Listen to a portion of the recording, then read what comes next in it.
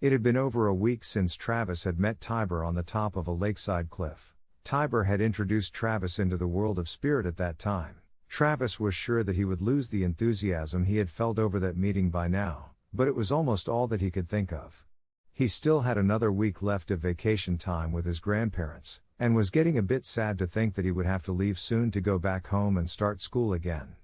He loved his grandparents, and he loved this cabin and the lake it was on, and now that he had found this spiritual guide, this place had taken on greater significance and enjoyment for him.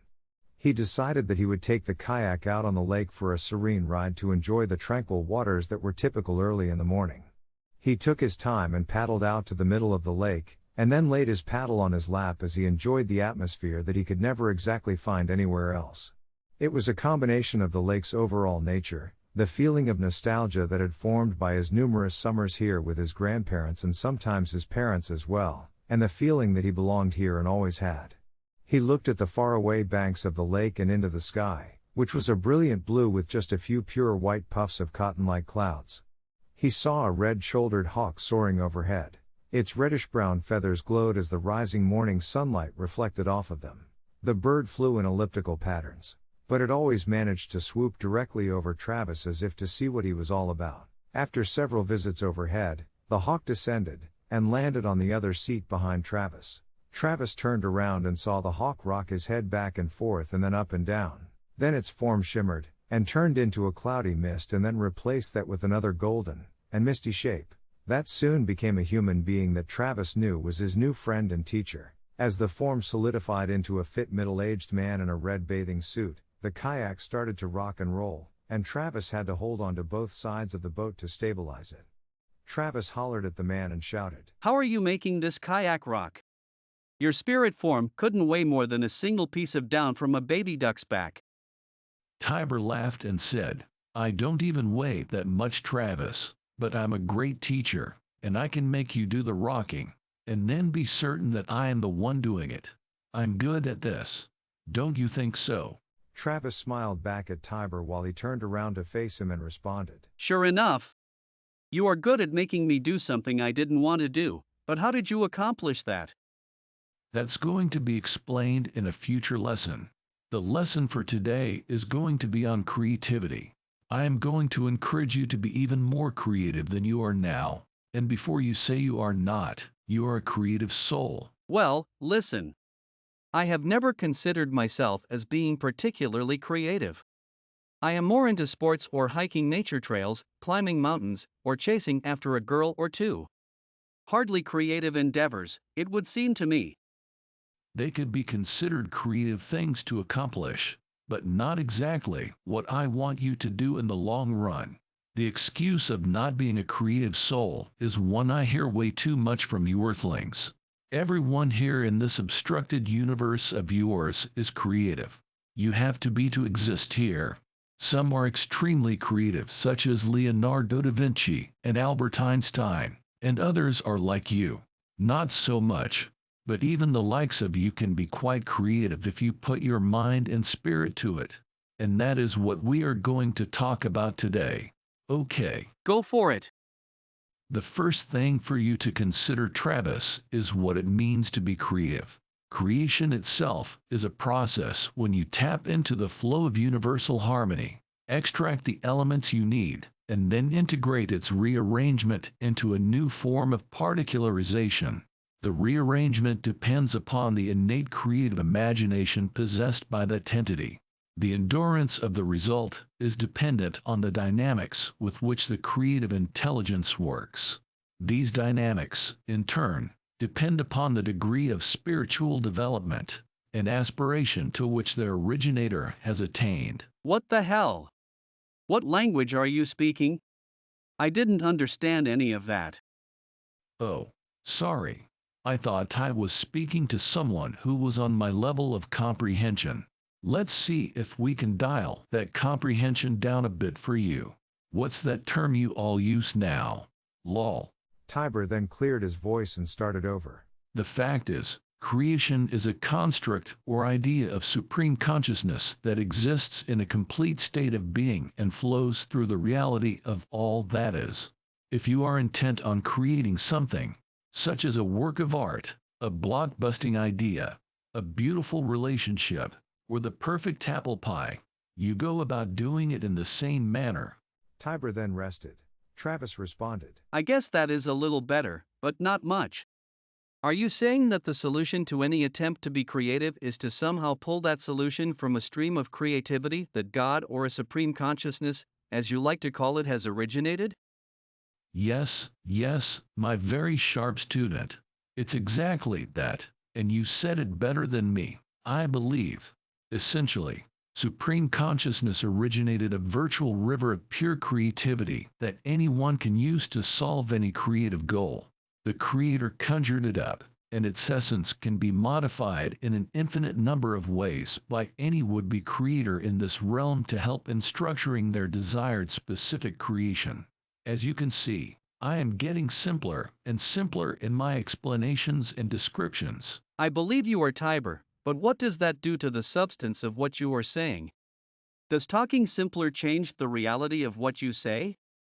Of course it does, dummy, but essentially the lesson is still getting to you. I can describe a perfect girlfriend to you by detailing in proper English the way she looks, how she is talking, how she walks, and the way she thinks. I can also detail her hairstyle and color, fingernail and toenail polish, and, oh yes, her breast and booty measurements. Or I can keep it simple and tell you that she is an ice pretty girl and go no further. We are talking about the same girl, but the fuller and more accurate description adds a lot about how you will envision and understand her. Which description do you want? Got it? Okay, I got it. How come you weren't this much of a smart ass when I met you on the cliff the other day? I didn't need to be. You were this nice kid who listened carefully and didn't challenge everything I had to say to you. I don't know what happened to you in just a few days. I guess it must be true what they say about teenagers and their hormones overriding their good sense. Travis just managed a mild grunt in response to Tiber, but considered how much he enjoyed being taught by this discarnate teacher. But then, like any good student, he quickly decided on another question. How do you access this river of creative rewards? Oh Travis, that is a very nice description for the stream. It's not an entirely accurate one, but good enough for us amateurs. Let's say that you access it by wanting to jump right into the flow, but not by forcing yourself onto it. Using your willpower to do something, including attempting to immerse yourself into, as you call it, the river of creative rewards can be so pushy, so to speak, that it keeps you out of accessing it as you should. Perhaps we can simplify it by considering that it is always better to ask to do something instead of elbowing your way to where you want to go. Here again, this is not an entirely accurate description, but following your request to dump things down, it will work for us at the moment. Supreme Consciousness has never been fond of obnoxious souls. It is best to remember that. I think, Tiber, that I will ignore your feeble attempts at putting your student into his place and continue being serious in the face of professorial flippancy. So, to go on, I think I understand from what you just said that anyone struggling to get into the stream of creativity should relax, ask Supreme Consciousness if you can jump into the stream and then wait to see what sticks. I like the way you think, my lad, even if I'm not fond of your attitude. But I'll still consider giving you a formula that will work pretty well to access the creative force. I call it the 4 crowns of creative endeavors. You can try to remember these 4 terms I named the iWeb. The first crown is imagination, for without having it you would never know when or how to start the creative process. The second crown is willpower, which when used wisely sends you into the direction you need to go to accomplish or obtain something. The third crown is effort, and this is perhaps the hardest of the 4 crowns. It would help if you used effort as hard and as prolonged as necessary to cause your creations to manifest themselves. And the fourth and final crown is belief. Quite often, the soul wants to conjure up a creation, but aborts the effort before it is ready to manifest because they lack the impetus to keep it going or do not believe in it enough. Without belief in what you are trying to accomplish, it is pretty hard to reach your goals. That is an awesome suggestion, Professor. The term iWeb is cool too. Does the formula work on everything relevant to creativity? Sure, at least when you are looking at it from a general perspective. Like anything else, when you start to perform an autopsy on something, it gets more complicated, and then numerous parts start to emerge that require different explanations. But let's not start handing all of those things off our fishing poles as if they were bait. More subjects are not necessary to explore at this time. Thank God. Or perhaps I should say thank the Supreme Consciousness. About that, perhaps you could drop using the when referring to Supreme Consciousness, which is too large a concept to be narrowed down to a singular object. Those of us not in the obstructed realms prefer to refer simply to Supreme Consciousness, but in actuality, Supreme Consciousness doesn't really care what we say. So perhaps you could ignore me this one time. Whatever. But let's synopsize this matter of creativity.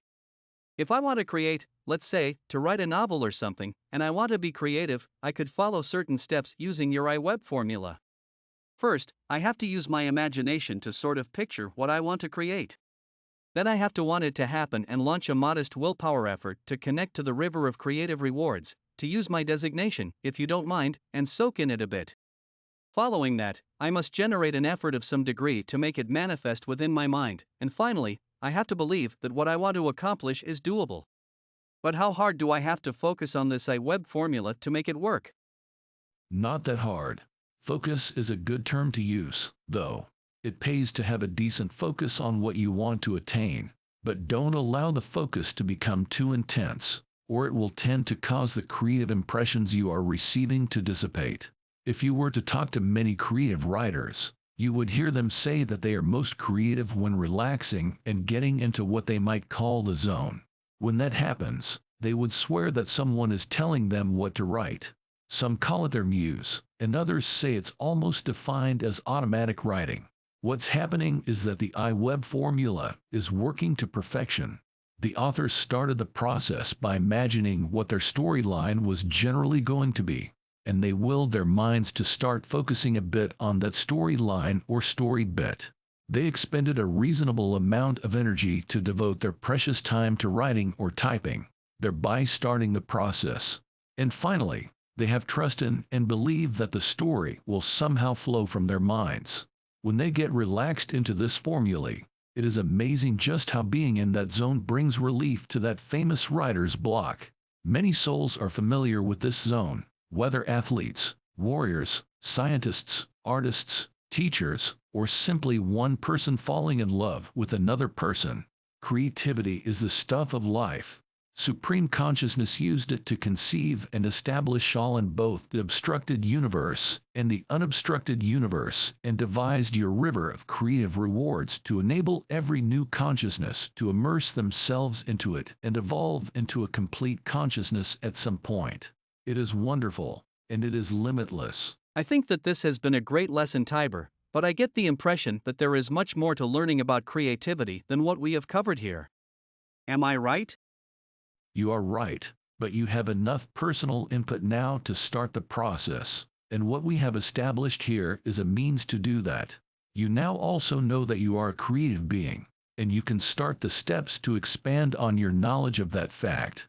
The more creative you are in the subject of your interests, the more creative you will influence others to be in theirs.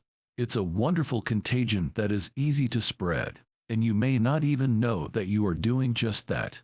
And so I think, my favorite student, that I will call it a day and leave you to ponder upon these things.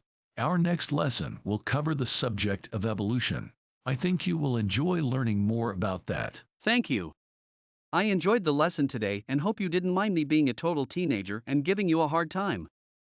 Tiber just smiled as Tiber started to shimmer and glow and then turned back into the red-shouldered hawk. Then the hawk leapt off the seat and went airborne over the kayak and Travis, making the hair on his head fluff up a bit. It circled Travis a few times and then headed for the shoreline.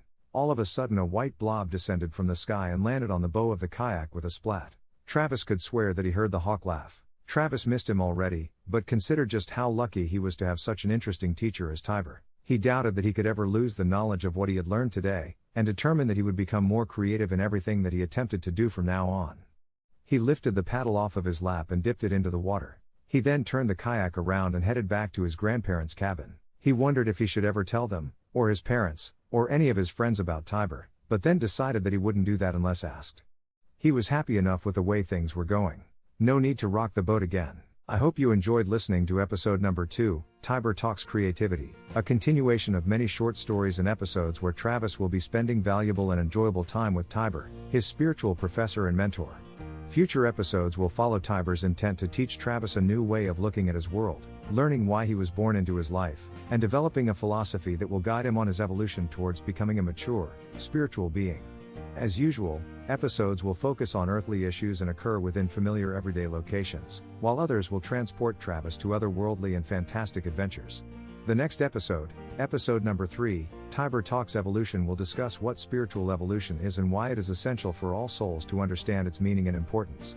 I think you will be very interested in this subject. Please visit our website, theemeraldcrystal.com, to see, read, or hear more of our literary offerings. You may purchase our spiritual thriller novels, Quest for the Emerald Crystal, Spiritual Warriors in the Bahamas, or Quest for the Emerald Crystal, Spiritual Warriors in Belize, and Quest for the Emerald Crystal, Spiritual Warriors in the Caribbean, while there or on Amazon.com.